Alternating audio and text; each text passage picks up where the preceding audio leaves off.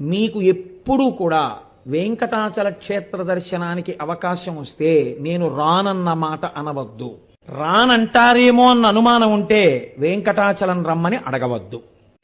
అలా వెంకటేశ్వర స్వామి వారికి రాత్రి దండలు ఒకలా వేస్తే తెల్లవారేటప్పటికి ఒకలా మారిపోయేవి. ఎవరు చేస్తున్నారని ఒక రోజున అనుమానం వచ్చి ఒక మహంత్ గుదిలో నక్కి పడుకున్నాడు చూద్దామని. అర్ధరాత్రి అయ్యేటప్పటికీ అయ్యవారి పాలపీఠం దగ్గర రాయి తొలగి తేజోరూపంలో తరిగొండ వెంగమాంబ గారు వచ్చి హారాలు సరిచేస్తుంటే చూసి మూర్చిపోయాడు. ఇప్పటికీ తేజోరూపులై ఆనందనిలయంలోకి వెళ్ళి ఈశ్వరుణ్ణి సేవిస్తారు. బ్రహ్మగారు, చతుర్ముఖ బ్రహ్మగారు ప్రతిరోజు వెంకటేశ్వర స్వామి వారు పాదాలు కడిగి ఆ పాత్ర అక్కడ ఉంచుతారు. అందుకే రాత్రి నీటి చెంబు ఉంచి తలుపులేస్తారు. ఆ శేషాన్ని సుప్రభాతానికి వెళ్ళిన వాళ్ళకి దర్శనమిస్తారు. అంతటి మహానుభావుడు వెంకటరమణుడు. వెంకటరమణుడంటే వెంకటరమణుడే. ఒకరా ఇద్దరా, ఎంతమందితో అనుబంధం.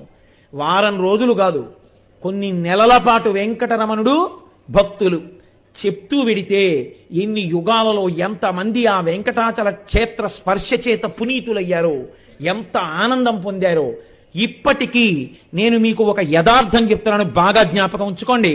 ఉపన్యాసాలన్నీ ఒకెత్తు, చేసిన సేవలన్నీ ఒకెత్తు, పూజలన్నీ ఒకెత్తు.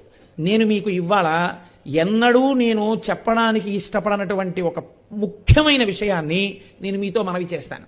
మీకు ఎప్పుడూ కూడా వెంకటాచల క్షేత్ర దర్శనానికి అవకాశం వస్తే నేను రానన్న మాట అనవద్దు. రానంటారేమో అన్న అనుమానం ఉంటే వెంకటాచలం రమ్మని అడగవద్దు.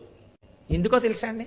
నాకు తెలుసు చాలామంది మొన్ననే కదా వెళ్ళొచ్చాం, ఎందుకులేండి తిరుపతి అన్న వాళ్ళకి ఆయన దర్శనం ఇవ్వలేదు, కొండ మీదకి రానివ్వలేదు. సేవ టిక్కెట్టు చేతిలో ఉన్న అహంకారానికి పోయిన వాళ్ళకి సేవ లేకుండా చేసి పంపించిన సందర్భాలు ఒకటి కాదు, రెండు కాదు, నాకు ఎన్నో తెలుసు. నేను మీకు పరమ సత్యం చెప్తున్నాను. ఇప్పుడు నేను చెప్తున్న ప్రసంగాన్ని, మీరు వింటున్న విషయాన్ని వెంకటరమణుడు వింటున్నాడు. మీరు మనసులో స్మరించిన దాన్ని కూడా ఆయన తెలుసుకుంటాడు. మీరు ఇలా పొంగిపోయిన ఉత్తర క్షణంలో, మీరు గోవిందా అన్న ఉత్తర క్షణంలో, మీరు ఆయన ఉన్నాడు అని నమ్మి నడిచిన ఉత్తర క్షణంలో ఆయన మిమ్మల్ని హత్తుకోవడానికి సిద్ధంగా ఉంటాడు. పరమ సత్యం నేను చెప్తున్నాను. ఎవరిని మోసం చేయడం నా ఉద్దేశం కాదు. మీ అందరూ భక్తిగా ఉంటే దానివల్ల నాకేమైనా పావలా కాసిమ్మని నేను అడిగానా?